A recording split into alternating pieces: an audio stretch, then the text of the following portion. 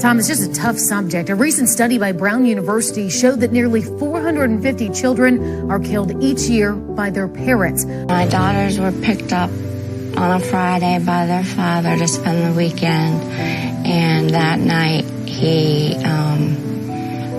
pumped carbon monoxide into their bedroom and slit their throats. This have begun for two children killed by their mother in Hopkins County. 9-year-old Hayden King was laid to rest today.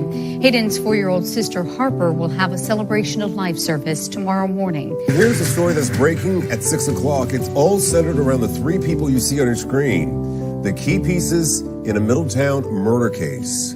On the left is James Hutchinson. Police say the 6-year-old was killed allegedly by his own mother. East Los Angeles mother was charged today with killing her 3 young children. The youngest was less than 2 months old.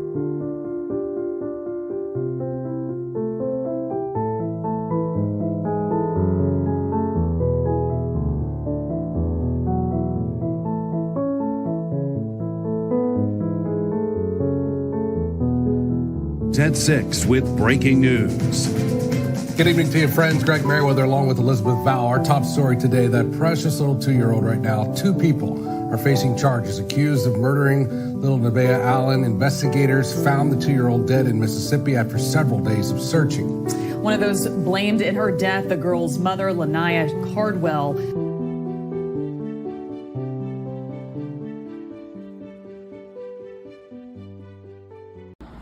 Hi, Bullhorn Betty. Thank you for my shirt. Welcome to the Bullhorn Betty Kids Club. From the East Coast to the West Coast, we are everywhere true crime is. We are asking for the public's help. We are searching in the woods. We are doing what it takes here on the Bullhorn Betty channels to find answers to the most alarming cases we have been watching on the news. I can tell you personally that I have traveled this entire country seeking these answers and bringing that content right here to you here on the Bullhorn Betty channels and Bullhorn Betty Crime Stories. We are happy with the work that we've done. We brought many answers to the public, and we have defied mainstream media in our pursuit of the truth in these cases.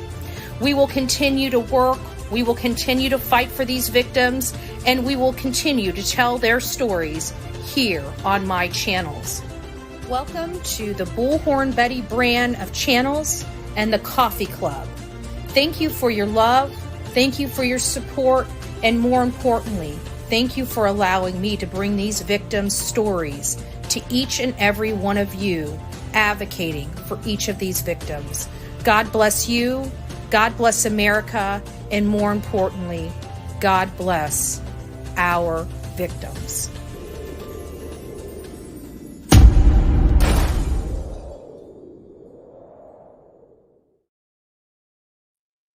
What is up, my beautiful people? We are here in the studio.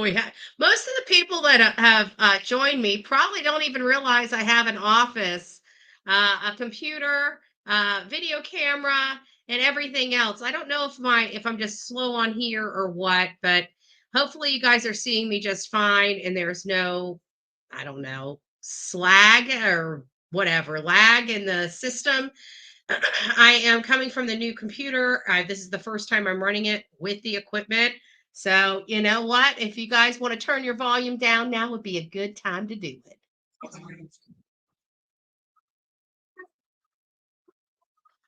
It is nice to see you, Sandy. You did make it. I see Hindsight in here. Oh, Cheyenne, thank you for becoming the newest member. See, when I'm in here, I can, and I'm running on StreamYard, I can add your stuff up here and say, hey, can't do that when I'm in the kitchen or in the room in office number 2.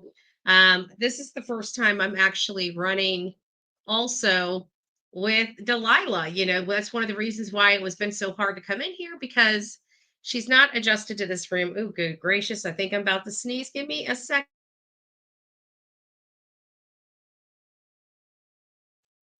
Oh, welcome back.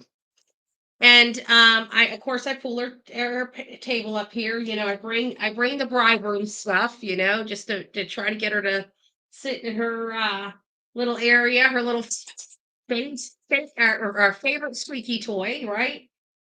And you guys can't see her, but she's in my lap. Okay. That the bribery, the bed, all of that I use in the kitchen is not working in here. So we've got dog in lap and one arm. I only got one arm to work with. So you're gonna see me doing a few things over here with one hand. So that's kind of how we're rolling tonight. But it's nice to see everybody. I hope you guys can hear me fine. I hope you guys can see me fine. I've been paying a boatload for StreamYard and haven't used it in literally a month. Literally a month. And it was like literally right after I upgraded my services. So here we are live in living color. And yes, from the office. Hello, everybody. It is nice to see you. So tonight, we've been going over the Sebastian Rogers case, which Sebastian, that's not that ugly lady. Let me go back in. There we go. Sebastian Rogers is a 15-year-old autistic boy, a high-functioning autistic boy that disappeared from his home in Hendersonville, Tennessee. And according to his mother, allegedly, he got up in the middle of the night and walked out the door and ran away from home. And nobody has seen or heard from him since at all. So, we've been going down this, and of course, we've got a lot of people doing everything they can to harm this case and harm Seth specifically over hurt feelings. So much so that they're doing real life stuff and trying to shut down the efforts. And you guys know who it is. It's the same idiots that were fired. It's the same content creator with 200,000 viewers or subscribers that is doing all this underhanded behind the scenes stuff and literally trying to threaten yet again another it seems like every time we try to do something positive, it seems like this one circle of people try to do as much damage as possible, and it truly is sad, and it is just evil. So everything is going to go on as expected. There's nothing really going to jam it up. If they want to spend their time being evil and angry and upset and just trying to destroy, that's on them. That's their karma. That's on them. I pray to God that, everybody just stays away and quits supporting the garbage. It is hurting this case, absolutely, without a doubt. But, at the end of the day, it's not about these creators. It's not about Seth. It's not about Katie. It's not about Chris, but it is, right? It is about Katie, Chris, and Seth, the only people left in this, whatever this is, right? So when we start getting into a point where we need to be reminded of why we're here, why we're all here, why we're all trying to find answers, why we're all working together, why we're all sharing information. Why are we doing this? And it takes us right back to the very first interview that most of us saw first. Okay? We came to find out later down the road that this was the third interview the second interview that they provided. They already had a dry run prior to this. And now that we're all the way here, we're coming up on a 6-month milestone, which is really sad that this boy hasn't been found and reunited with his family. But we're coming up on the 6-month milestone. There are many women out there in this world that understand what it's like to lose a child, what it's like to have a runaway child, what it's like to have I don't know where they are at child, right? And all of those, the mother is absolutely devastated. We can look and determine the devastation by by Riley Strain's mother and stepfather. They are still distraught to this day. But more importantly, when they didn't even know what was going on. They just knew something wasn't right. And Mama Bear went into action. And she was up and down the boulevard begging everybody, every single person, to look at their footage. Please let them know if they've seen her son. And she was just shaking. She was begging these people to stop doing what they're doing and look at their cameras. Throughout the process, she was begging people to stop what they were doing and look at her son, help her find her son. She was there and she was not leaving without her son. She was miles away from home, hundreds, maybe 1,000 miles. I don't know how far away Missouri is or their home. But she was not going to leave without her son. Much different than what we see in Katie and Chris, where Katie packed up everything and literally took off in the middle of her son's search. Chris can go and scream at Seth on the day that they provide Seth an award for Sebastian Rogers while she's at a motorcycle shop shopping for motorcycles. It just seems really off that we have a lot of beautiful parents in my chat that if something like this happened to them, you ain't stopping them. Move the F over. Move the F over. But when we get to these points, I think it's very critical to go back. I think it's critical to go back and listen and watch, because we've already heard it before. Now it's time to really listen and watch. And the one thing that keeps popping up in my mind is the lack of emotion. The certain parts of where she seems to try to cry or seem upset. You see, furthermore, you see no touching, consoling love from one person to another. That's what's missing. Let's watch. What am I talking about? The green shirt interview. We've seen this thing 100 times. And you know what? Maybe we need to see it 100 more. Let's start talking about what we see. Not what they want us to hear, but what do we see when we listen to this entire interview? To talk with you all. Obviously, everyone wants to hear what you have to say. And it's all about bringing Sebastian home and safely. So first, just express, I can't even imagine as a parent what you two are going through. How would you describe the situation right now? How are you coping? Be the newest member of this crazy group we call the Coffee Club. Let's watch.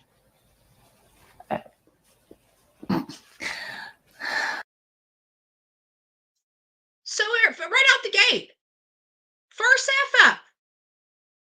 We have Riley Strain's mother that can't even keep the tears inside of her, and this lady is asking her, Katie, how are you handling this? And she laughs. I'm not going to keep stopping it, but that right there just almost enrages me. Silently raging inside. And safely. So first, just express, I can't even imagine as a parent what you two are going through. How would you describe the situation right now? How are you coping? We're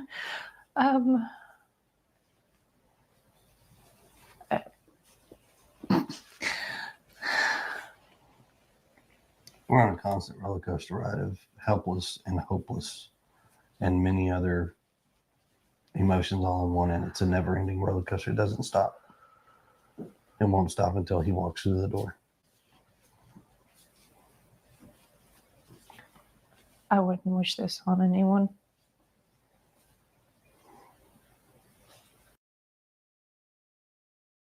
All right, I lied. I'm going to keep stopping it because this stuff just makes me so frustrated. Doesn't it make you frustrated?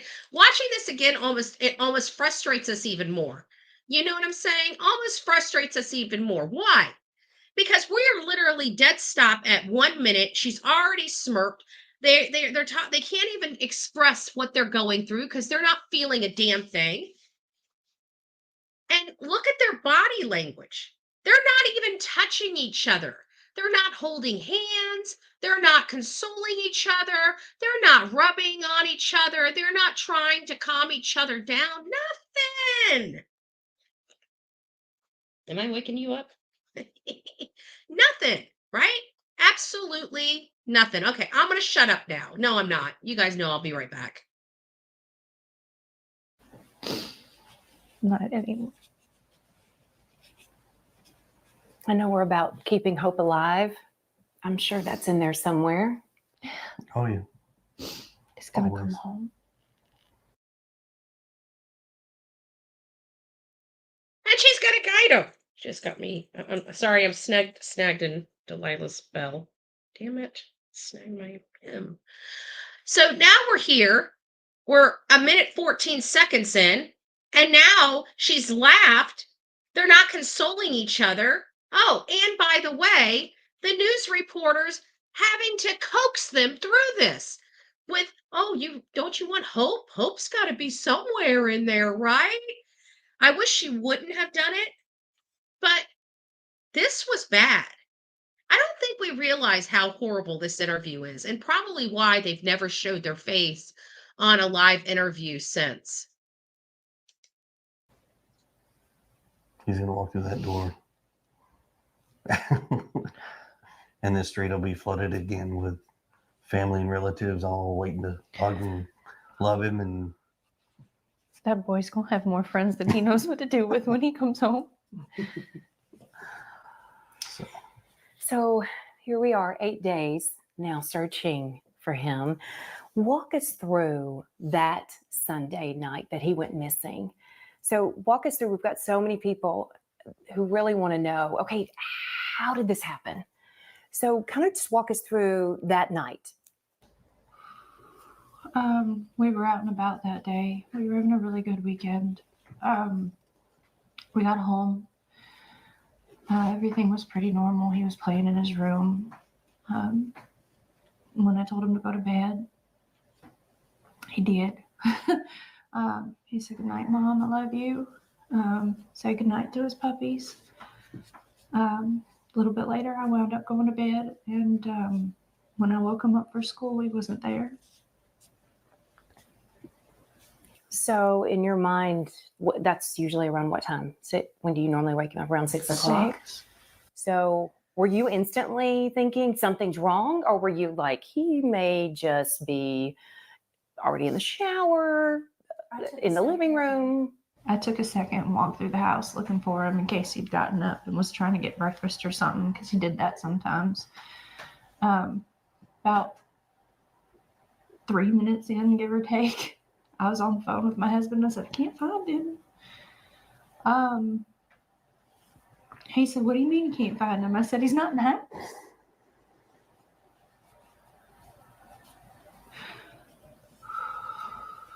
And so at that point, is that when you call 911, or what's going through your mind?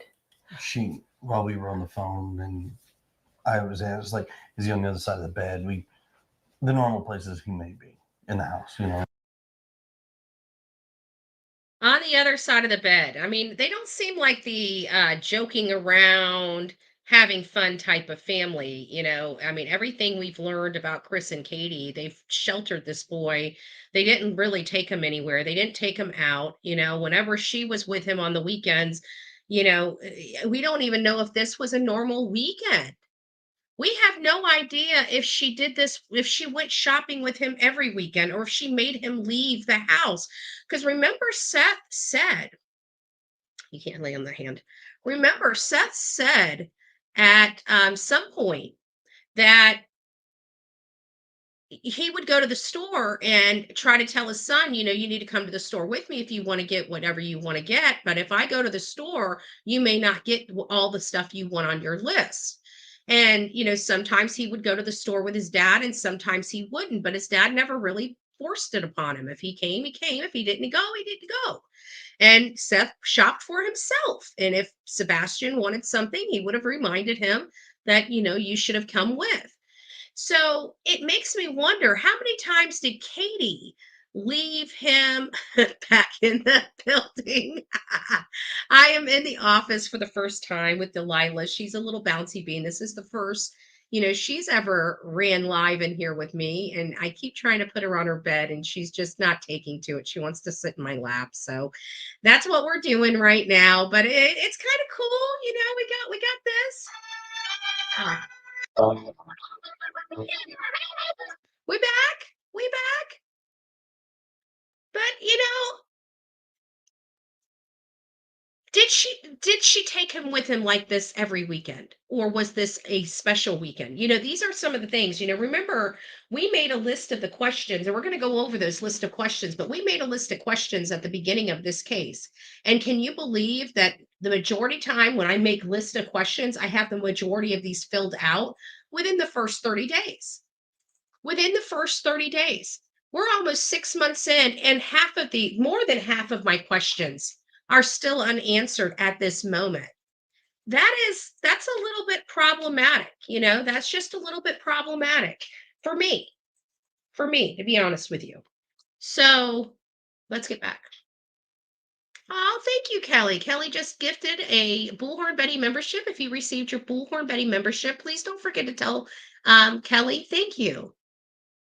You were in. Why didn't you reach out to me? I would have came out and hung out. I ended up taking Delilah to Walmart. All right, let's get back. And she wasn't. So I was like, okay, well, hold on a minute. And immediately after that, we called the sheriff's department and made a report. I ran all over the house, outside, inside. I looked in every closet. Within minutes, they were here. They responded within minutes, and here we go. So you said you were on the phone with her, so you were not home? No, ma'am. Okay. I was at work. I'm a tower crane operator, and I was working in Memphis at the St. Jude project. So it's, I have an earpiece in that talks to my phone. I have another earpiece in that does the radios. So when she was talking to me, I was like, what? I was confused. We talked about where he could possibly be. And he's saying he had this earpiece in and he was already on the crane at 6:30. We're learning that that's not true. That's not true. No, Cape Coral's only an hour and a half away. I'm used to driving, 13, 14 hours. An hour and a half away is a treat. Just FYI. And then we went from there and led to calling the cops, and here we are now. And within minutes, they're there at the home. Yes, ma'am. It was rapid fire. They had cars.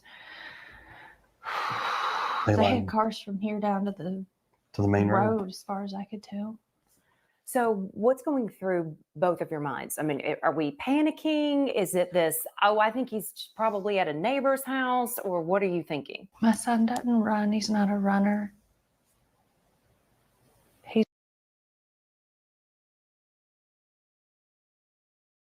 Maybe I should just leave the microphone on. I didn't know how she was going to react. But, she's telling us he doesn't run. So why would we all of a sudden believe that at just boom, he decides to run? She's telling us he doesn't run. They're telling us he doesn't run. But we also have a neighbor that tells us that he's found him under his car before. Why were those details not released? And when will those details be released? And how did that happen? Was he running away, or was he scared and hiding? We need to ask these questions now. He's never run away before. I don't know why. I don't know why he walked out that door. And they're adamant that he walked out the door. And remember, this is why Peter Hyatt believed that they put him out the door for punishment. and expected him to be there, and he wasn't there. I don't believe that. I think this was more strategic. They needed everybody to believe he walked out the door because Katie was the only one inside the house with him. And there's no other possibility for him leaving unless something bad happened. I think that's why they have been so insistent that he walked out the door, because after this interview, many months later, we learned that Chris basically said, well, it was the process of elimination on how we determined that he walked out the front door because there's no other door he could have left in. Well, how do you know he left? Because he wasn't in his bed. That's not good enough, especially with those light sources going to a car at 3:30 in the morning. Seems a little fishy. I mean, he's a good kid. He's not a mischievous child by any means.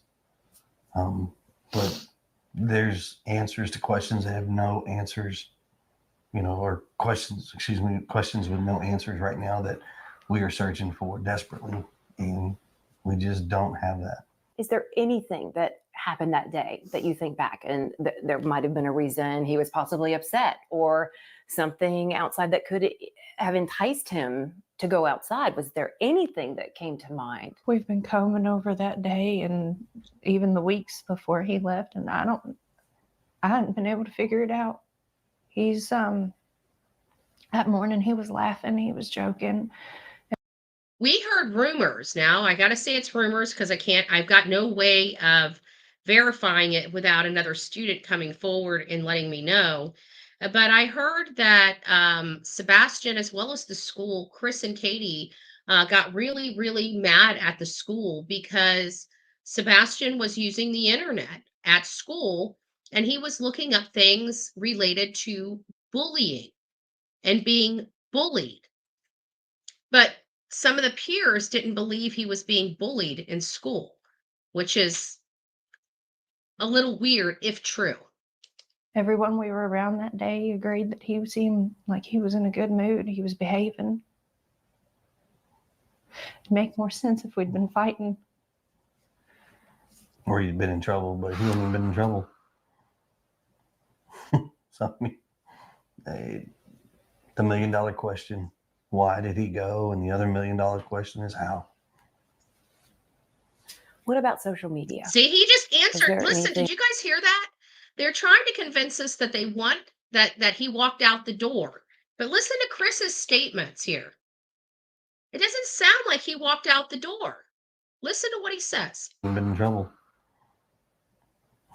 So, I mean, the $1 million question, why did he go? And the other $1 million question is how. I thought you guys said he walked out the front door. So why are we questioning? Why is the $1 million question how he did it? Huh. Interesting.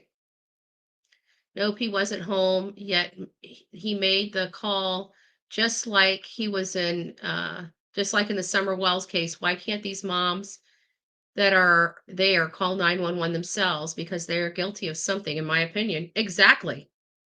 They always, it doesn't make sense. What about social media? Was there anything that, anyone he could have contacted? I understand he was somewhat of a gamer, or what was he? There was a video game he loved, right? Minecraft. He loves Minecraft. The game that he has is not online. He has the Switch. We don't, because of how social media can be, he doesn't have accessibility to communicate with folks on the internet. I mean, we have a firm belief that we just don't feel that right now he's capable of having that kind of responsibility. Mm-hmm. So, I mean, his phone is locked down, his computers, his gaming. He doesn't have a gamer tag. He doesn't have online capabilities with games. I mean, we've combed every electronic. Aw, thank you, Kelly. I mean, we've cooperated with all the authorities as far as anything they've asked us to provide, we've provided. And still just don't have any answers. Do we really feel that they have been cooperative? I mean, answering the questions that they're being asked from law enforcement and them not being truthful, they would have the appearance of being cooperative, but would they really be cooperative? What is the definition of cooperative with law enforcement or cooperative with an investigation? Would that be threatening anybody that comes around? Or after you beg people to keep their name out there and do this and do that, you run them off and threaten them? You know? What do you guys think of their cold behavior? I mean, do you guys see how cold they seem? They seem so cold. They seem so cold to one another. They're answering the questions, but they have no emotion. This is the weirdest interview for a missing child I think I've ever witnessed outside of the Jacqueline and Trezell West. That was weird. This one is weird. Did he have any friends that could have possibly contacted him in some way on his phone? All his friends at school have been questioned to my knowledge, and none of them knew anything. So this big question mark. He's vanished. And no one can figure out where or why. All right.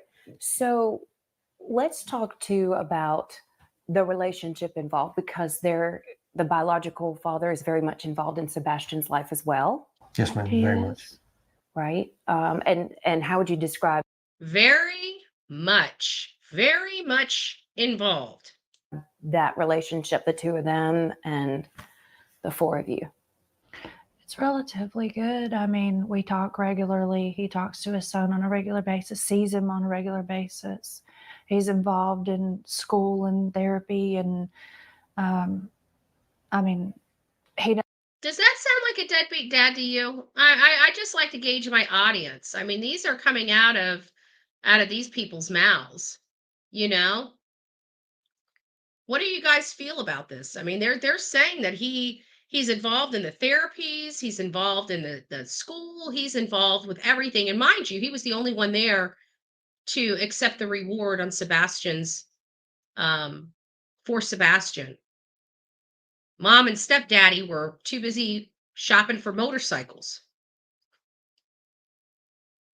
He didn't have any extracurricular activities, but I can tell you now, if he did, his dad would be in the front row. His dad would be in the front row. You guys hear that? His dad would be in the front row. I mean, I can tell you that I've heard some of the stories here on my channel. I'll talk to some of my audience members about their own personal stuff that they're going through. And I've heard about some pretty rotten deadbeat parents. Some really, really rotten deadbeat parents. And I can tell you, they don't speak to their child regularly. They don't see their child regularly. They darn sure aren't in the appointments with the doctors. And they're not in the front row of their events. You know what I'm saying?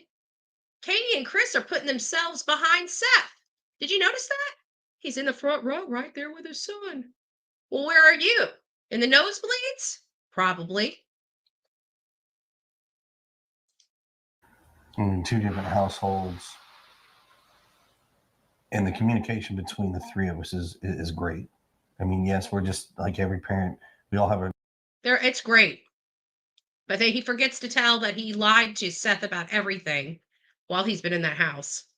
Disagreements, but in the end, we come together as a team and we work and we come up with solutions.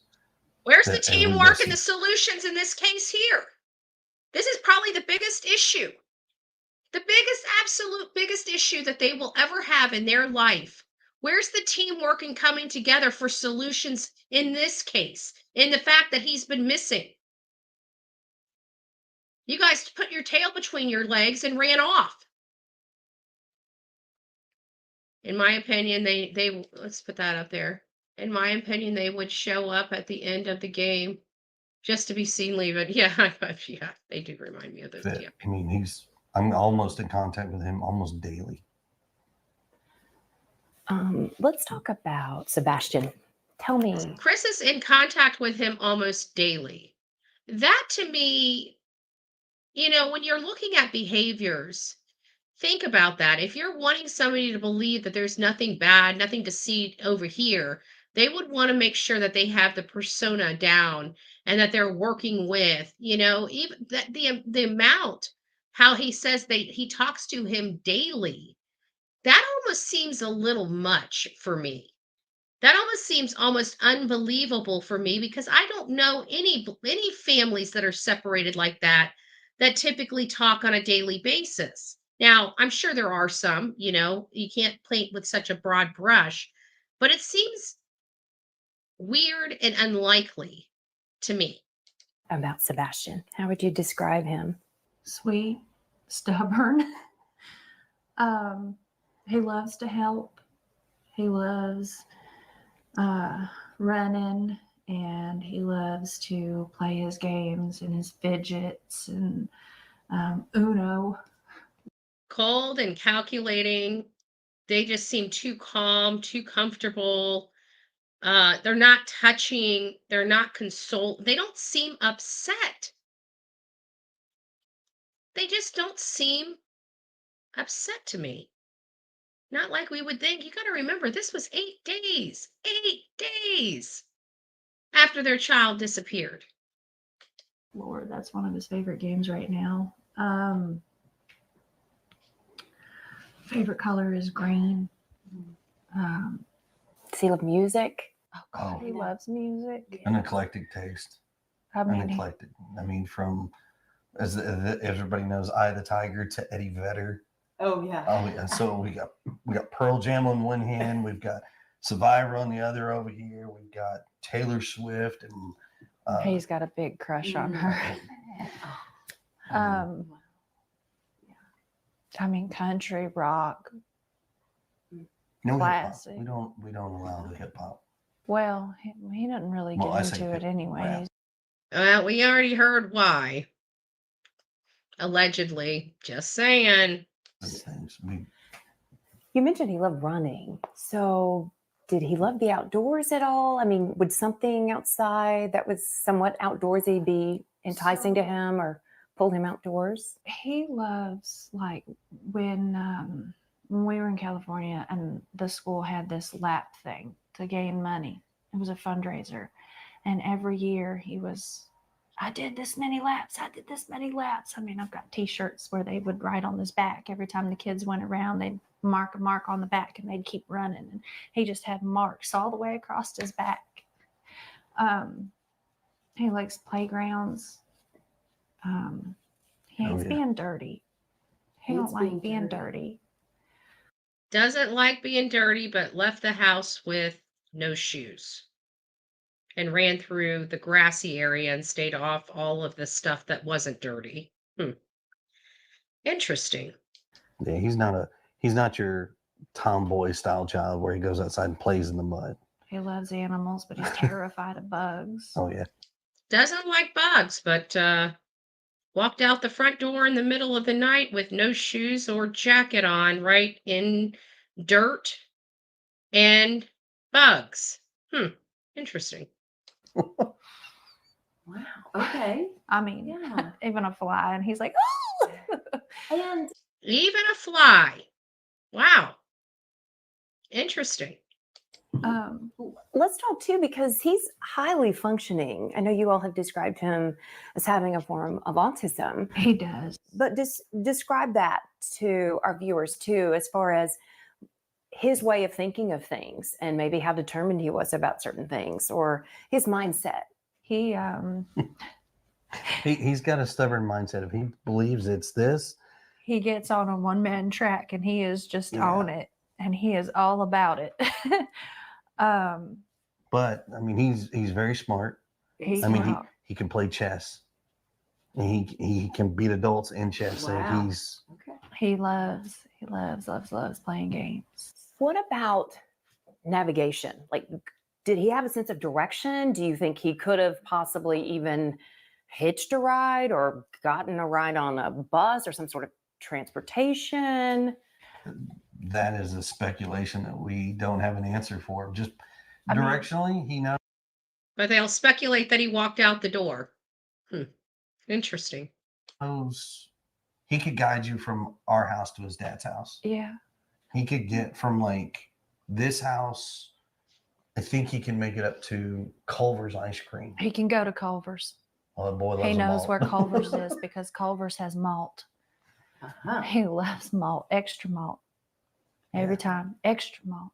Now, how far away does his dad live? Clarksville. His dad lives up by Clarksville. So he could guide someone all the way to Clarksville. Mhm. Oh, wow. Okay. So a pretty keen sense of direction, at least with certain things. Familiar routes. Yes. Familiar routes. Familiar I routes. mean, if I took him another route going He this way, he takes would it. not know it. He goes up there so often that he knows how to get to his daddy's. We know that. His dad works with him as far as, well, we're going this way, we're going that way. And His dad works with him. Implying they do not, right? Implying they do not work with him because his dad works with him. keeps the same thing and it works out. So Let's talk too, because earlier, Chris, you and I were talking and you were saying that there are a lot of people who are harassing both of you. What, if any, of that?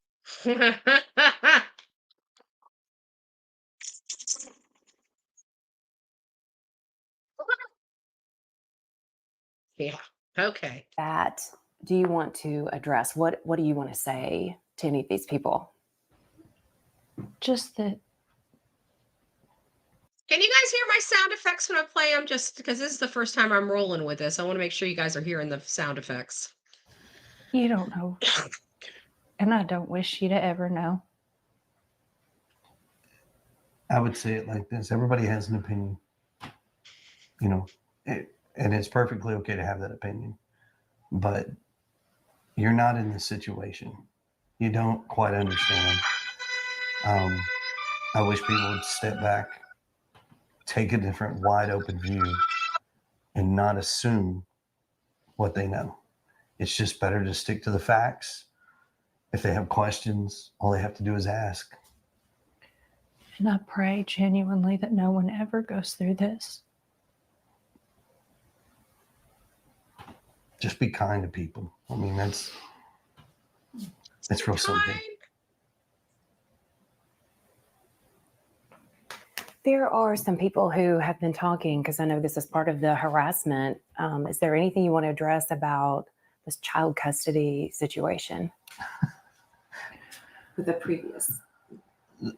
So I have a current case that is ongoing in another state. We've requested that case to be sealed because there are some individuals who have taken upon themselves to put stuff out there that they don't quite know, which all they have to do is ask, I'll tell you. But because of that, you know, it has nothing to do with our son. It has nothing to do with the situation. Self-preservation. It sucks that you guys can't hear my sound card. It's showing that it's playing on my end, but you guys said you guys can't hear it. That sucks. Because I was just playing the violin. You know, I just, people would respect that and then keep an open mind. It's totally different.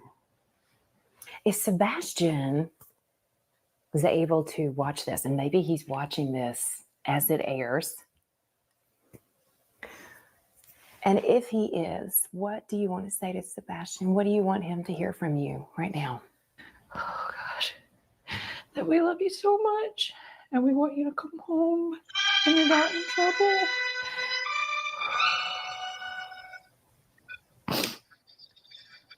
I guarantee you he is loved. And trust me, the open arms are waiting for him to come home. From every parent to every family members to probably everyone in the community. But there's no malice that we just want our boy home. Badly. But that mama's heart, I know it's daddy's too, but I feel like there's always that extra special bond. There ain't no bond, lady. Yeah, this lady's not even crying. She's got crocodile tears. Can you walk us through what you're thinking right now? I just want my baby to be okay. I don't know where he's at. I don't know where he's at.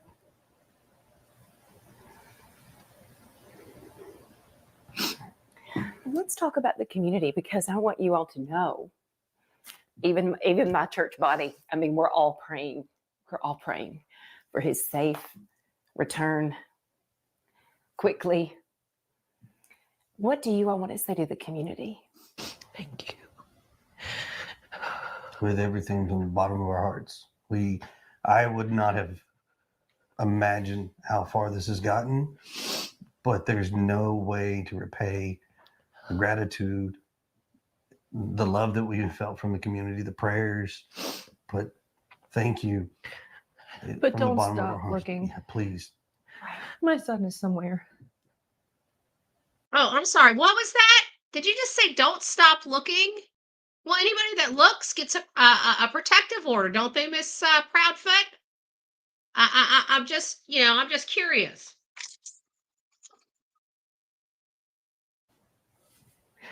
This ain't over until he's home. So we have, let's hit on the search itself. Let's mention she's got to guide him through it. Let's hit on the search itself. Ma'am, they ran away.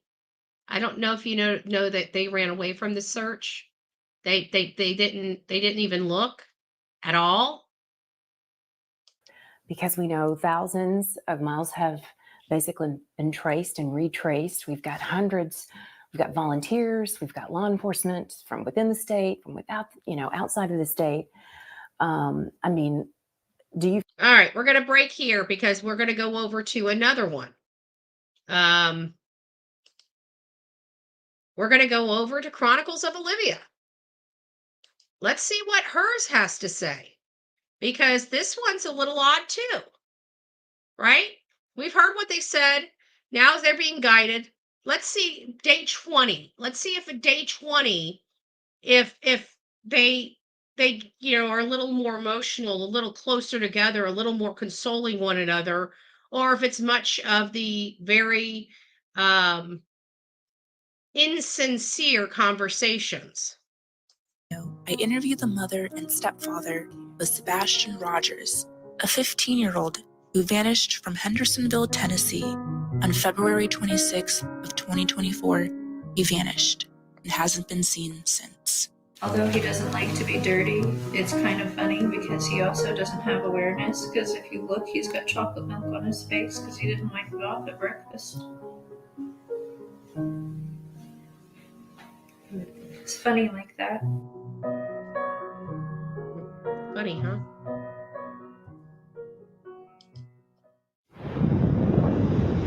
Can you recap the overall story of Sebastian's disappearance? Kind of walk through that day.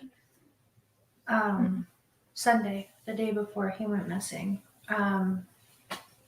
We got up and, fun fact, I made breakfast that morning. We had a good time. We were laughing, we were joking. He talked to family on the phone during breakfast. Does she seem like a concerned mom? I'd like to gauge my audience. Does she seem like a concerned mom? Does she seem like a hysterical mom? I mean, this lady has been around her son every day of his life for the last 8 years, and her son is missing. This is like day 20. How would you be reacting if your child that you take care of that has medical needs? Because I know there's many moms and dads in my audience right now that have a special needs child. And there's more people that know a special need child or a special need family. And I can tell you, they appear to be more upset than these two people right here. Let's see if there's any kind of breakdown or any type of consoling that they do. I mean, look how nobody touches each other in here. Do they even, are they married? I mean, to be honest with you, they act like brother and sister than they do husband and wife. They sit so far away from each other. They don't touch each other. They don't show any type of affection, any type of consoling, any type of frustration, any type of pain. They just seem numb and dead inside, in my opinion. But you get your own opinion. I'm going to shut up, kind of, sort of. Brag. We went and picked up our niece. Yeah, I got a call and asked if I could go and pick her up, and I did. And so we went and did that. We went to BJ's. Had a good time there. He ate a colossal popcorn. It wasn't a colossal popcorn. It was actually a colossal cookie that she's referring to. So did he have a colossal cookie or a popcorn? Makes you wonder, because look at their faces. It doesn't look like they're grieving a child that's been missing from their home. I mean, I don't know. I don't have children that are missing from my home.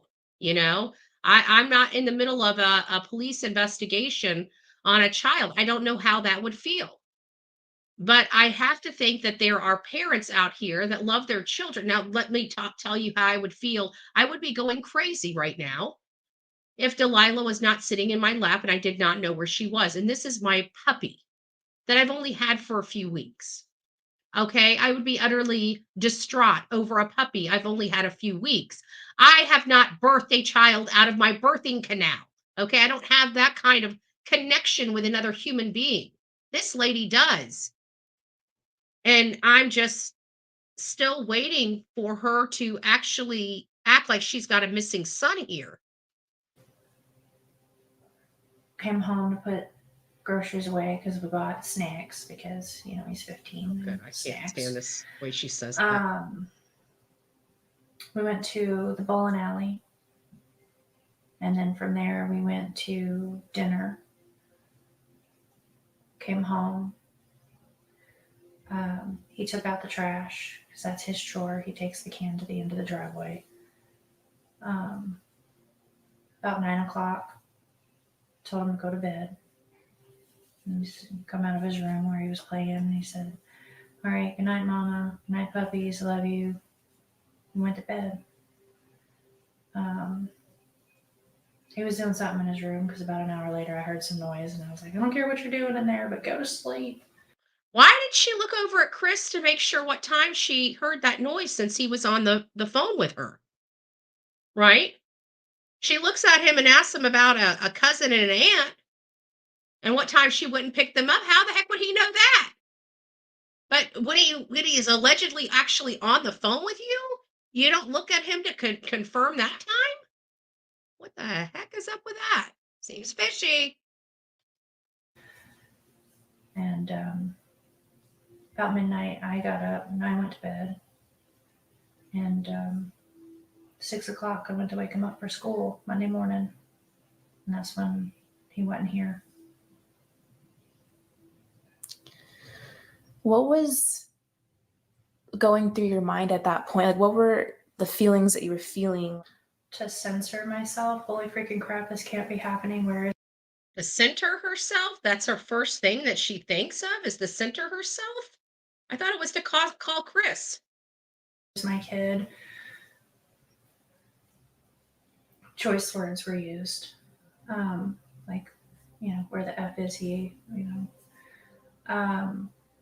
I had looked through the house for him because it was typical for him to get up and come and rummage for snacks and things like that. And he likes to dip behind the, you know, walls and watch, you know, and then he comes out after I come back and he likes to scare me. But after I looked, and I mean, mind you, all of this took place in like 1 minute flat, but I didn't see him in his room. I looked all over. I ran through the whole house. I looked out all the doors and windows, and I was like hollering his name. And I picked up the phone and I called my husband, and I said, I can't find him. And he said, what do you mean? I said, he's not in this effing house.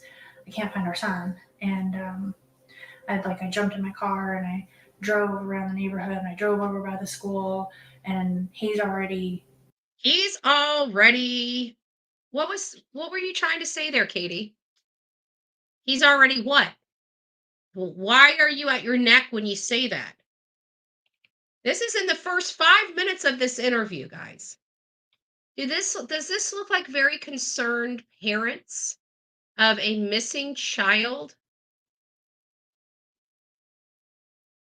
I've just never seen such calm, cool, collected, relaxed parents in my life that have been missing a child for 20 days.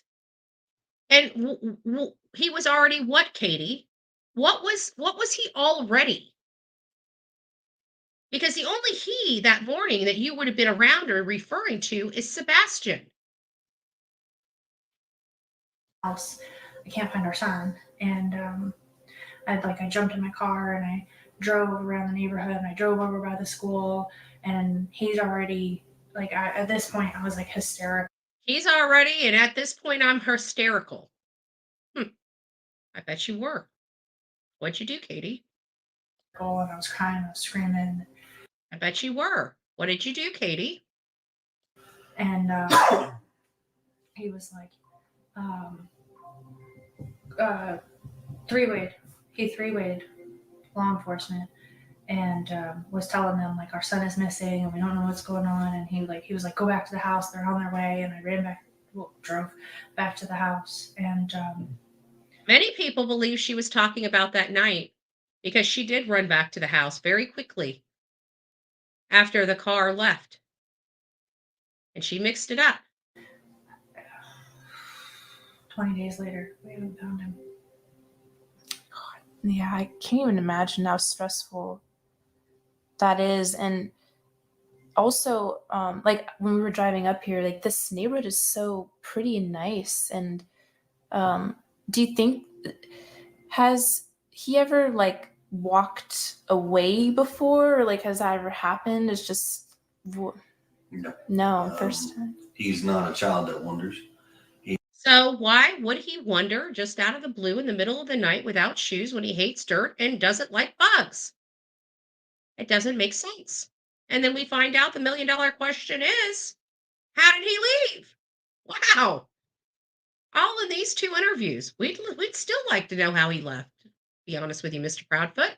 He's not one that is he doesn't have a history of being an eloper, which is common. And I have friends with children on the spectrum who do struggle with elopement with their children, but no, Sebastian, that's one thing, has always been a blessing. He's not been an eloper or a runner. His primary areas are social and emotional dysregulation issues and things like that. But he's very smart. He's functional. Overall, he's a pretty happy kid. I mean, he's a teenager. He's coming into his hormones. He's angry that he's growing a mustache. But for the most part, he's a happy kid. And what are your theories? I'm sure your mind has thought of every possible thing that could have happened, but is there any theory that you can talk about that you think? What I can tell you is, with all law enforcement, with everybody that's involved, there's nothing that's been eliminated. Everything is on the table. Everything is being looked at from every possible aspect. Everything from he got out and walked away and was outside of the search radius before we started searching to the worst. And that's currently where we're at. I mean, it's... Yeah. Really trying not to go down that road because we're going to find him. Speculating causes problems. But you don't mind speculating he walked out the door. Yet the $1 million question is, how did he get out of the house? Assumptions cause issues. And based on facts of what everybody knows, right now, there's nothing, and everything is still on the table to being looked at. You just know he's out there somewhere. Then where is he, Katie? You were the one that had care, custody, and control over him, and you say you put him to bed, and when you wake up, he's gone. Where is he? Apparently, he didn't walk just right out the door. There's no evidence of that. One other question I have is recently Channel 5 in Nashville, they had security footage that showed 2 flashlights the night he disappeared. Is there anything that you think about this video? Or Sure. So there's a lot of speculations about that video that are floating on the internet. Okay. And that is exactly what it is. It's speculations. Now, what it can give you an official statement on is TBI Newslink has released a statement from law enforcement, between local law enforcement, state law enforcement, some federal law enforcement, and they have analyzed that video so many times over that everything that everybody is trying to assume is a flashlight, I hate to say this, it's not. As much as we would love it to be one, it's not. Well, let's see. I think we might have that commentary on tap, as a matter of fact. Let's see what we got here. Let me go to we'll keep playing so you guys can watch something while I get the... I'm not going to go into details as far as where that video is shot from, but I can tell you, as the parents, we have seen the video firsthand from law enforcement. We know exactly where it was taken from, and nothing that is being assumed right now is actually true about that video, unfortunately. Okay. And anything about any other videos or anything like that, please refer to the TBI News link that they have out there. So, darn it. I keep pausing this and it won't pause. Sorry, there was some other stuff going through my microphone. So we do have it. So let's go and just take a look for ourselves and see what we see here.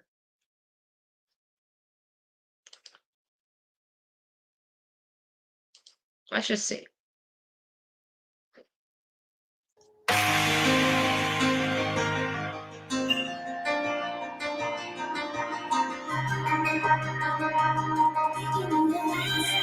And you're going to want to look over here. Right here. There it is. Coming through.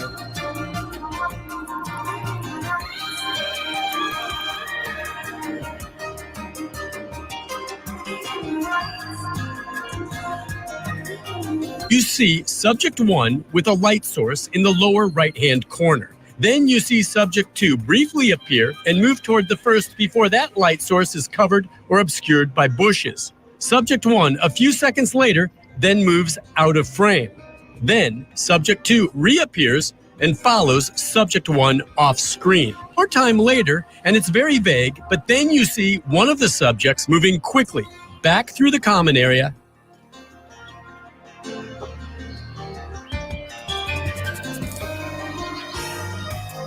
Okay, well, and this, by the way, happened at 3:30 in the morning. So, little suspicious on the outside of the home the night a 15-year-old autistic boy disappears without shoes or a jacket.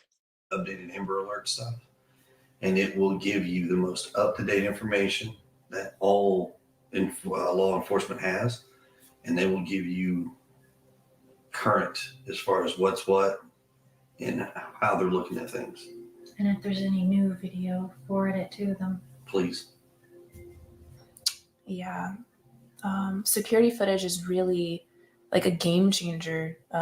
We're working on Riley's strain and trying to find like if someone missed one on a corner or something. So that's around this neighborhood, and this whole community. I mean, I can tell you that much here. When it comes to the cameras, there has not been one person that has said no. And trust me, it is greatly felt that everybody has been so open, so helpful in pushing out. What I did fail to tell you is that he made it to some of these people's house to review the camera before law enforcement did. Chris Proudfoot did. Any which way they can. I mean, there's been some families that have actually been on vacation that weren't home, and they got they've got permission from that family to take a look at their cameras and go in their houses without them even being present, which has been amazing. So, but yeah. That's good. If there was something that you could say to Sebastian if he was listening, what would you say? Oh, God. She still can't figure out an answer to that question. But if you can see this or hear this, that we just want you. After 20 days, she still has to collect her words. One of these questions that she should just be able to spit out, she's got to think about what she's going to say to her own son. That to me is a problem. Get home, baby, and we love you. And there ain't nothing gonna stop us from coming and getting you and bringing you home. Then go get them, Katie. Nothing's going to stop you, huh?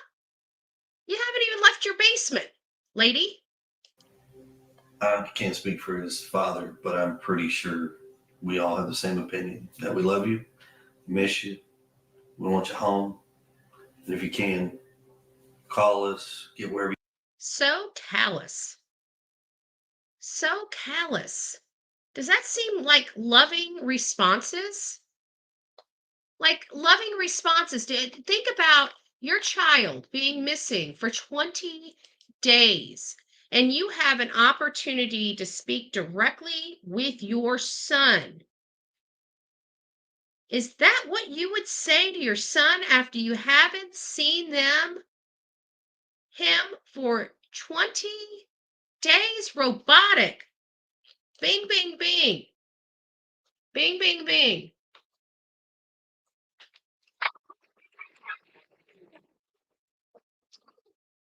It's weird. Where you can, let us know, and we will come get you. Then go get him. Run out into the street, go in public, anything. The signs that we've been. But not a YouTuber coming and fact checking and doing reporting on this story and posting flyers. You know, anybody else but that. Any help but real help. Blessed to have family, friends, and even some in the community that have been helping us, but we've been out spreading those as far as we can, even over state lines. We haven't seen any of those signs. Oh, you guys can't see it. We haven't even seen any of these signs. Let me back up here. We'll listen to it. I can't speak for his father, but I'm pretty sure we all have the same opinion that we love you, miss you, we want you home. And if you can, call us, get wherever you can, let us know, and we will come get you. Call 911, run out into the street, go in public, anything. The signs that we've been blessed to have family, friends, and even some in the community that have been helping us, but we've been out spreading those as far as. I don't know. Outside of the ones that I'm a car guy, maybe you guys can help me. You guys are out in that area. Do you see these signs around? I mean, I know I handed some signs out to you guys, but other than those, I mean, where did they hand these signs out to? I'd like to know, because I didn't see them. I didn't see them anywhere except one in front of their house, one in front of the Bowersox community. The Bowersox wouldn't even put one in their front yard. They put it at the very front entrance. But outside of those two, I didn't see any. And I was all over that county. As we can, even over state lines, trying to get awareness, because over state lines, I can guarantee you in Mississippi, there were no signs. I made sure there was a beautiful sign outside of Yogi Bear Campground because there were no signs.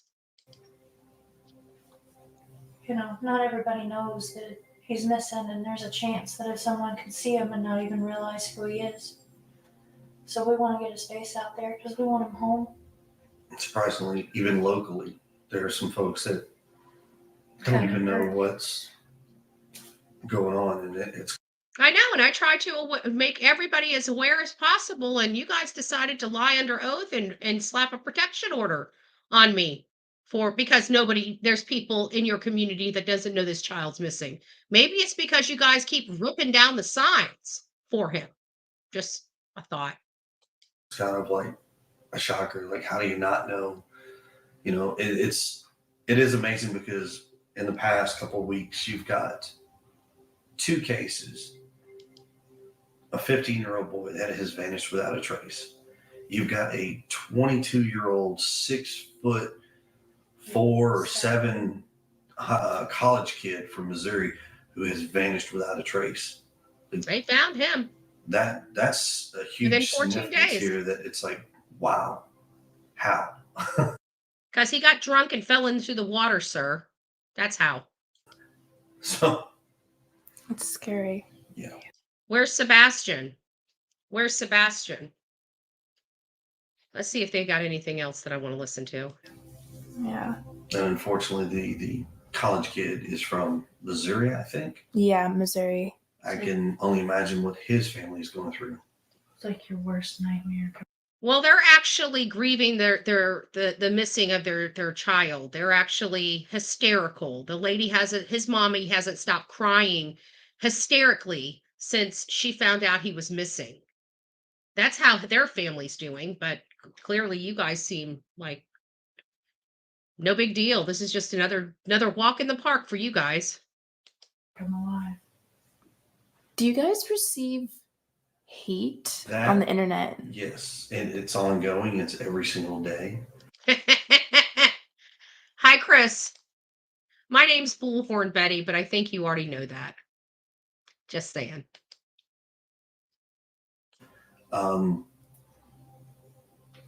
People are people, and they have their opinions. Everybody is formulating their idea of what's going on and who's guilty and who's not guilty because they want to know or they feel they need to know. There's a difference. You know what? I really didn't criticize. If you guys go back, I was having some suspicions, but I was very good. It wasn't until this interview with Chronicles of Olivia and I heard them lie over and over again from the green shirt interview. And that is when I went like, no, enough's enough. They just lied. They just added more to their story and a lot more to it. They did.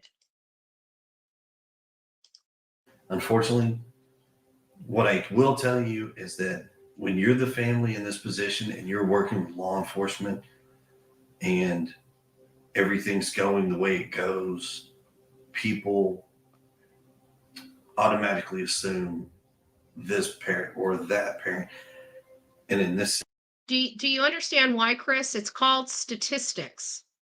It's called statistics. That's why when we hear these cases, we zero in on persons of interest because statistics dictate that to us. Just I thought I'd throw that out there for you. situation, I can promise you, every single parent has been vetted. I can't go into details, but I can tell you we have been vetted and we have been cleared of all.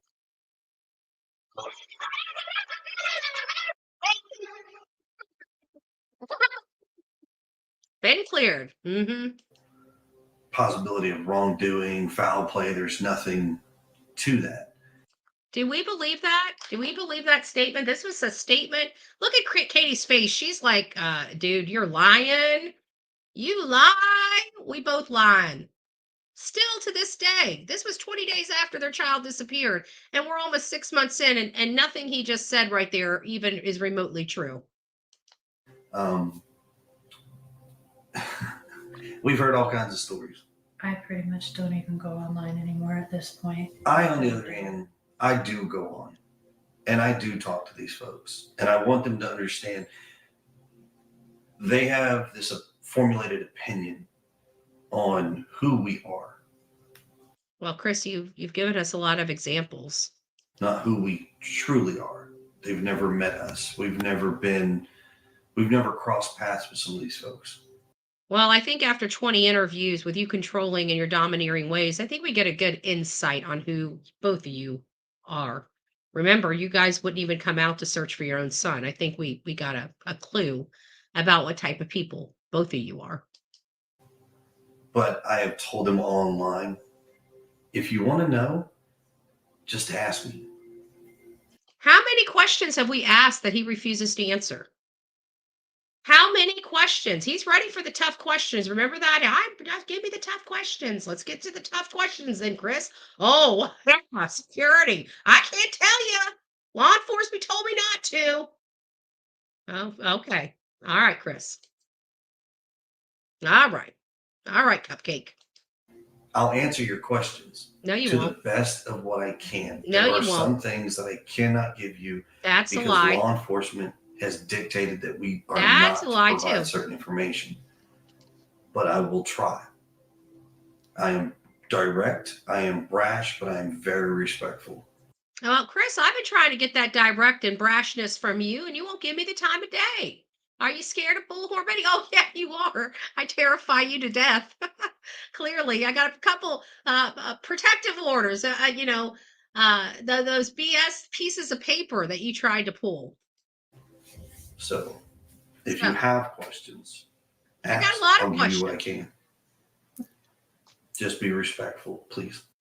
I'll be respectful. I got a lot of questions, Chris. Why don't you come on Bullhorn Betty's show?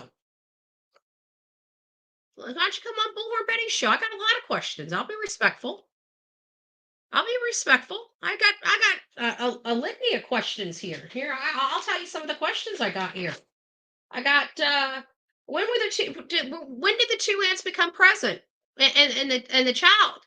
You know, did they come to the house? Did they leave the house? Which way did you leave the house when you left to go to BJ's? When you came home? How long were you at home before you decided to go over to the arcade at the bowling ring? And what did you guys have for dinner? When did you get there to eat dinner? Which route did you take home? Did you go directly home or did you stop somewhere? I got a lot of questions. I'll be respectful. You just don't want to answer them. And keep in mind, there's 3 parents and there's thousands and millions of people out there that may have a question. We are trying to get to them. I promise you. How has your guys' life been affected by this? Like, I know it's a broad question, but what's like when you wake up in the morning, what's it just like? Miserable, to be honest with you. Yeah. Miserable. Not worrisome. Not scared that you'll never see your son again. Miserable for you. Huh. Interesting. Think of it like this. You wake up every morning and your routine is what it is and you know it, right? Now wake up when this happens and you can't figure out what to do. Yeah, typically we have parents that are hysterical, Chris. You know, the exact opposite of the way you guys are acting 20 days after your son disappeared. Stepson for you. Excuse me, Katie's son. Katie's Artard. Sorry, I got to get it right for you, Chris. Want to make it crystal clear. Every single day on trying to get out of the bed to deal and face everybody's negativity.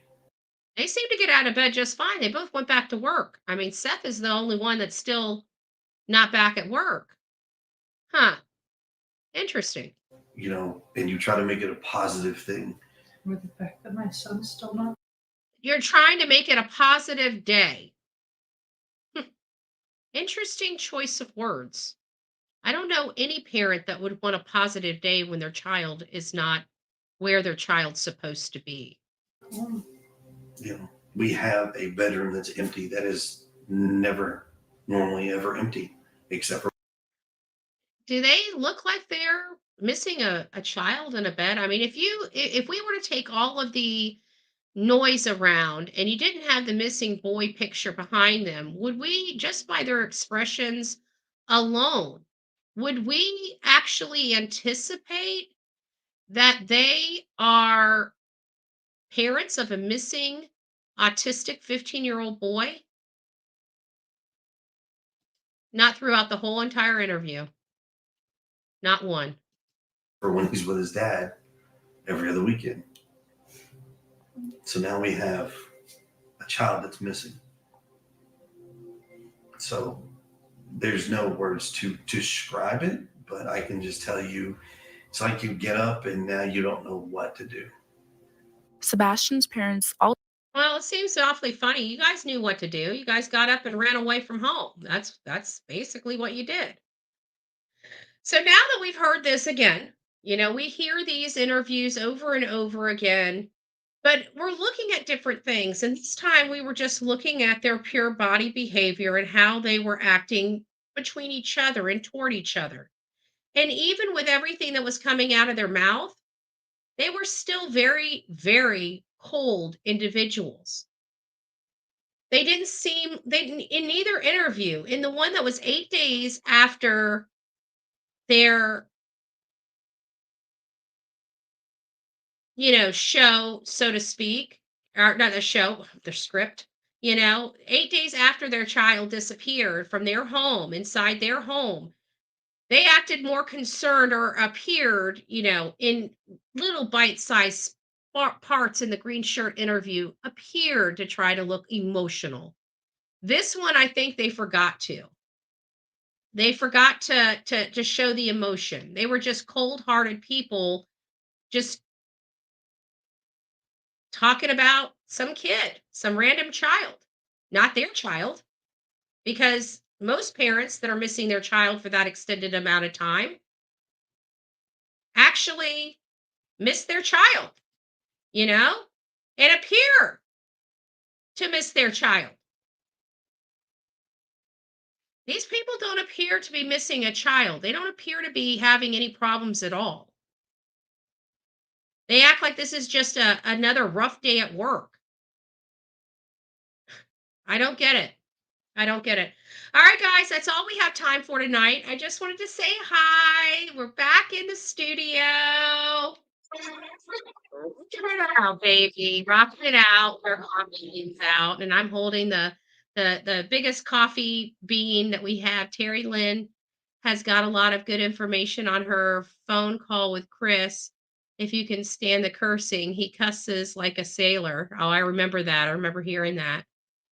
Thank you, Justice Jane. God bless you. Thank you for being here, by the way. So thank you all for being here this evening. Thank you for taking the time to come and listen to this. I hope you guys are seeing what I've been seeing for quite some time.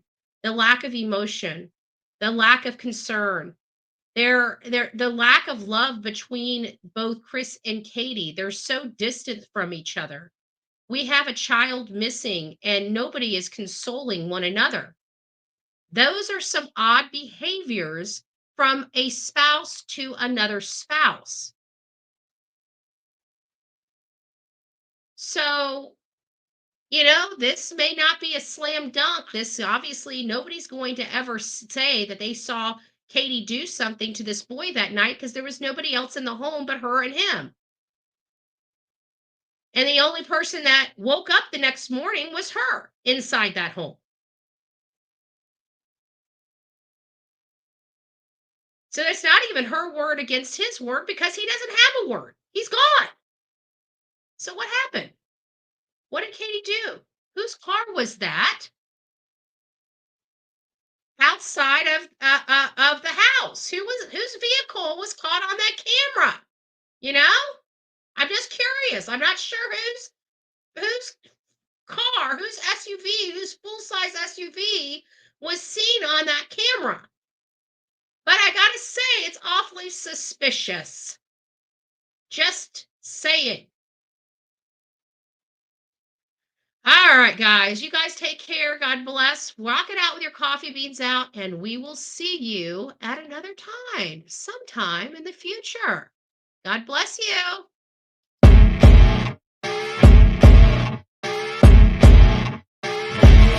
As you wake up in the morning, you want to find the latest, greatest information about criminal cases, and have an intuitive conversation about the suspects associated with these cases. Head over to the Bullhorn Betty channel on YouTube.